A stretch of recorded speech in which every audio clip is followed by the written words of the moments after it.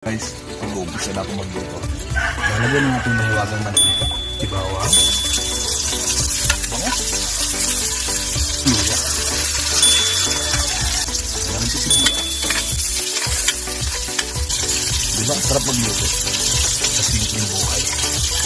Eto na. Ayan.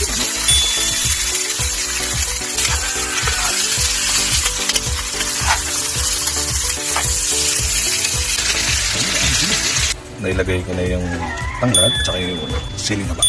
Dadagdan ko na konting sabaw. Tapos ilalagay ko na rin yung papaya. Guys, titikman ko na.